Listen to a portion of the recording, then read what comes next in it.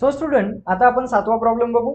बघा आता इथे काय दिलंय, T1 जी टर्म आहे, तर इथे T1 आपल्याला दिलेली आहे 3, त्यानंतर T2 आपल्याला दिलेली आहे 3 प्लस रूट 2, त्यानंतर आपल्याला T3 ही टर्म दिलेली आहे 3 प्लस 2 रूट 2, आणि शेवटची टर्म T4 इक्वल्स टू आहे 3 प्लस 3 रूट 2.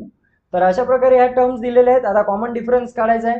तर common difference D equals to second term minus first term, right. So second term आहे आपली 3 प्लस रूट 2 मायनस 3.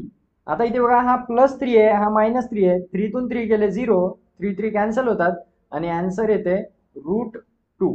ठीक आहे. तर हा झाला आपला कॉमन डिफरन्स. असाच जर आपण पुढच्या टर्मचा केला T3 मायनस T2, म्हणजे second term minus first term जर केली परत, तर इथे आता इथे 3 plus 2 root 2 minus 3 plus root 2.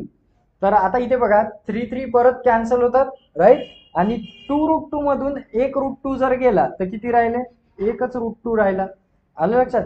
2 root 2 मधून 1 रूट 2 गेला, 1 रूट 2 राहिला. So it is common difference. असंच जर आपण आता नेक्स्ट सुद्धा मायनस केले तर रूट 2 येणार आहे.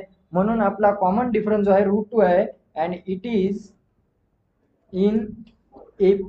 ठीक आहे. हे काय AP मध्ये, and common difference D equals to आलाय root 2.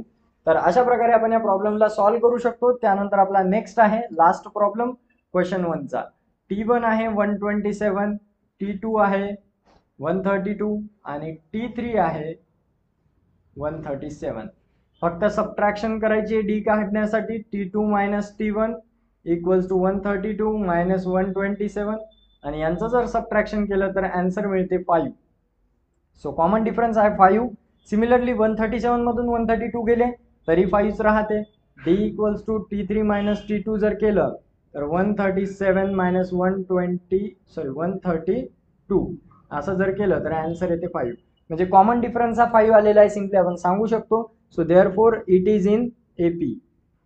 It is in AP and common difference जो आहे D इक्वल्स टू 5.